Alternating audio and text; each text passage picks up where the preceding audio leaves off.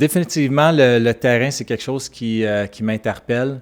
J'ai eu beaucoup de plaisir à venir jusqu'à maintenant à trouver des opportunités, à regarder comment on peut justement créer de la valeur, l'optimiser, le potentiel. C'est la même chose un peu que de trouver un immeuble puis de faire un projet d'optimisation, mais c'est, au lieu que ça soit sur la verticale, c'est sur l'horizontale.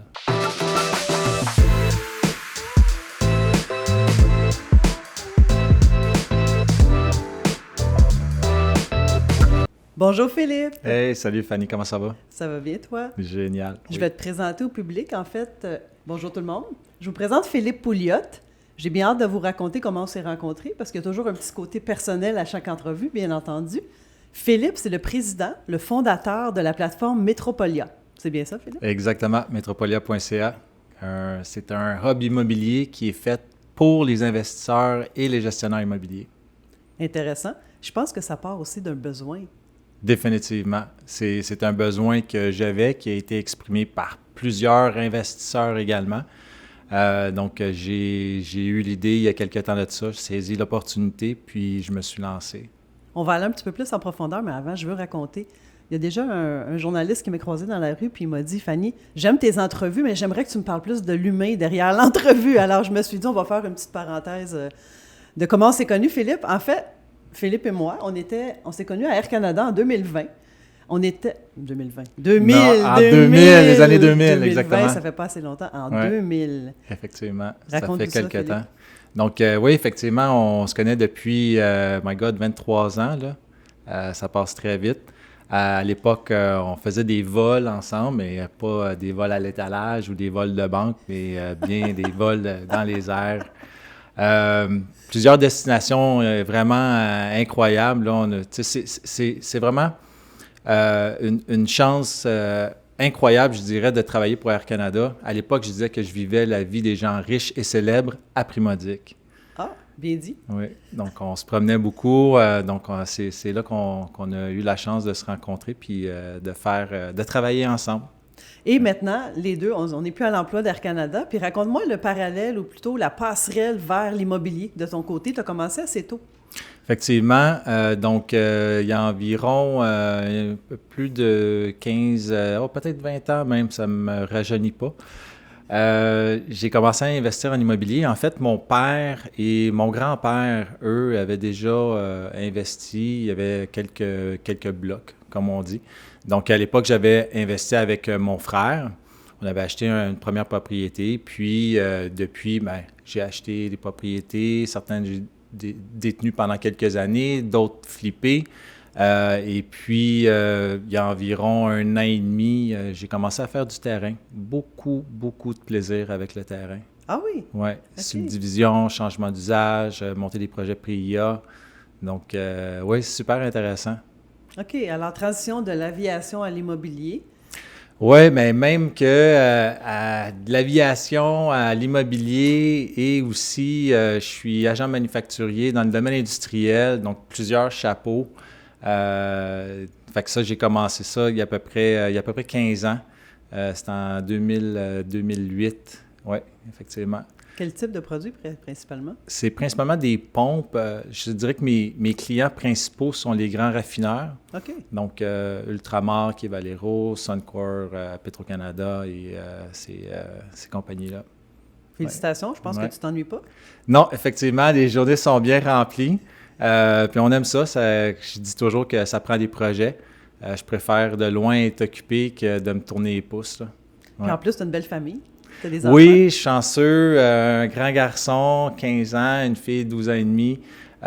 C'est 2 êtres exceptionnels. On est très choyeux. Ils sont hyper intelligents, dynamiques, des bons enfants, puis une femme extraordinaire. Chanceux. Oui, je suis gâté, Alors, on revient à metropolia.ca. Oui. Ta plateforme, on en discutait un petit peu avant, puis c'était vraiment quelque chose dont on avait besoin dans le domaine immobilier parce que Dieu sait qu'il y a 1 million de soirées et il y a plusieurs clubs qui donnent des formations, il y a des influenceurs, des blogueurs. Il fallait un endroit pour rassembler tout ce beau monde-là. Exact. Et souvent, on pouvait manquer des soirées parce qu'on savait pas. Tu sais, on reçoit des choses sur les médias sociaux, mais parfois, on en manquait quelques-unes. Oui. Grâce à ta plateforme, maintenant, ben c'est terminé.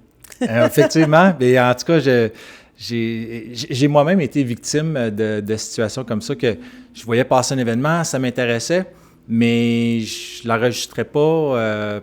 Après ça, ben, OK, où est-ce que je l'ai vu? Donc, faire les recherches que, OK, c'était un post, est-ce que c'était sur un groupe spécifique? Puis là, dans la section événements, est-ce que c'est sur le site web? Des fois, ils peuvent être affichés à certains endroits, mais pas à tous les endroits. Donc, c'est un défi de s'y retrouver. Absolument. Puis j'ai vu qu'il y avait des outils. Oui, donc on a des outils numériques. On va mettre de l'avant des outils qui sont certains dotés d'intelligence artificielle. Donc, certains outils sont d'ailleurs comme plus faciles, plus évidents pour l'investisseur aguerri. Mais le nouvel investisseur qui, lui, ne connaît pas encore tous les produits qui sont disponibles sur le marché, comme je pense à JLR ou mon prospecteur. Tu sais, que je dirais, c'est des outils qui sont très importants pour pouvoir aller chercher des informations sur les propriétés. Ça l'aide grandement à faire des offres en conséquent.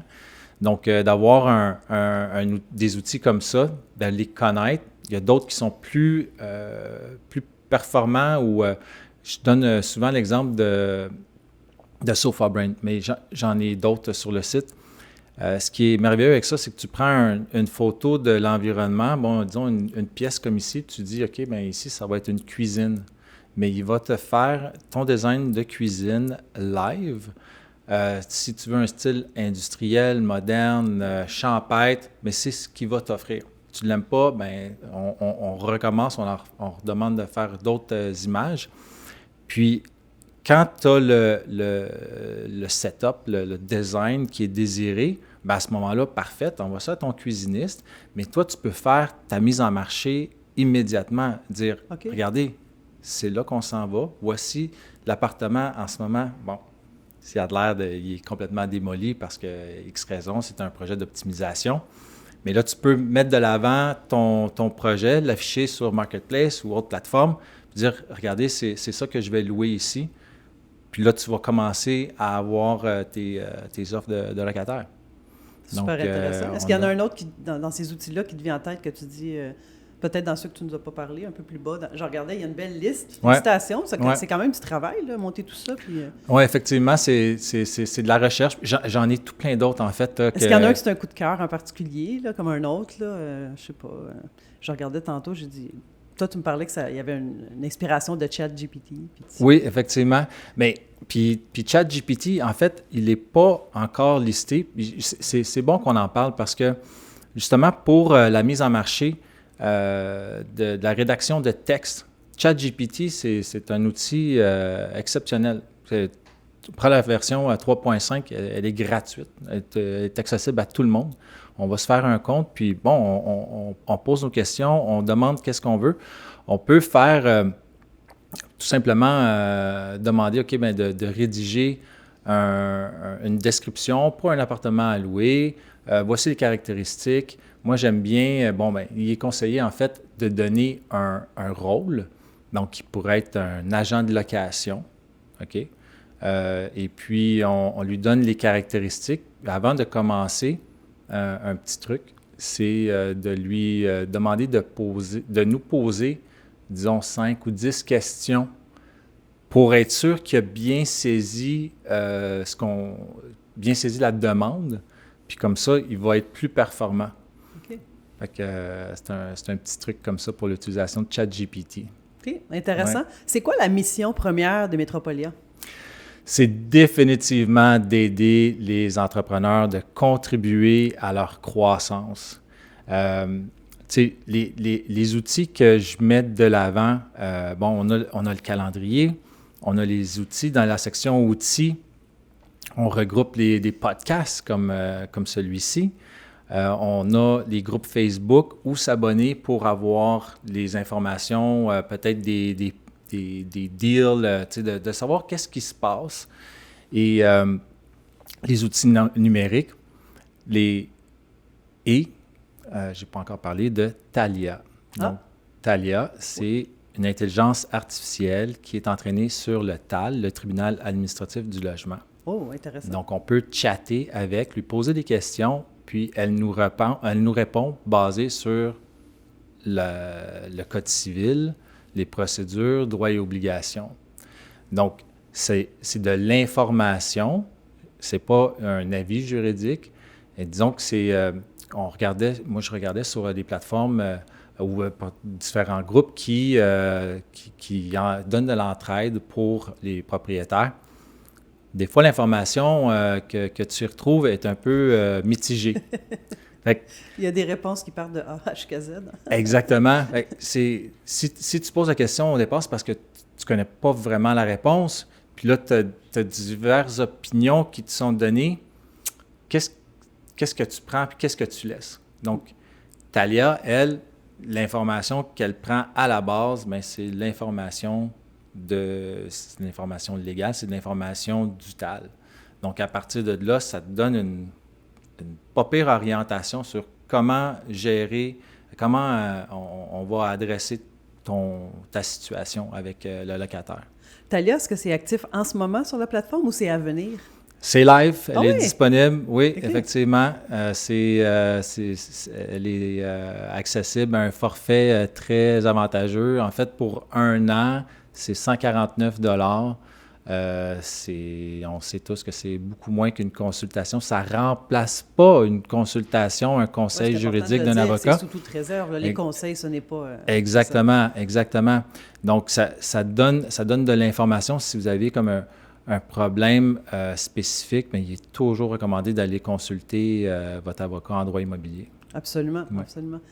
On a parlé de Thalia, qui était une des facettes que je trouve vraiment intéressantes du site. Mais est-ce que tu as d'autres facettes qui s'en viennent? Tu m'as dit tantôt, tu as plein de nouvelles idées sans nous gâcher des punchs. Tu travailles sur pas mal d'autres choses, d'après moi. Hein? Sur cette plateforme-là ou ça sera peut-être d'autres plateformes? Oui, j'ai plusieurs idées. C'est in the making. Pour l'instant, je ne dévoile pas tout. Tu fais bien. Je vais rajouter des outils dans la section, justement, d'outils numériques. Des outils de gestion, justement, pour aider les entrepreneurs, les investisseurs. Il y a d'autres solutions que je voudrais créer, un peu similaires à Thalia. C'est beaucoup plus complexe. C'est du travail de longue haleine. Puis peut-être que ça va nécessiter des partenariats. Bref, c'est à suivre. Peut-être un deuxième podcast. Ah, bien sûr. On va être obligé de parler de la prochaine.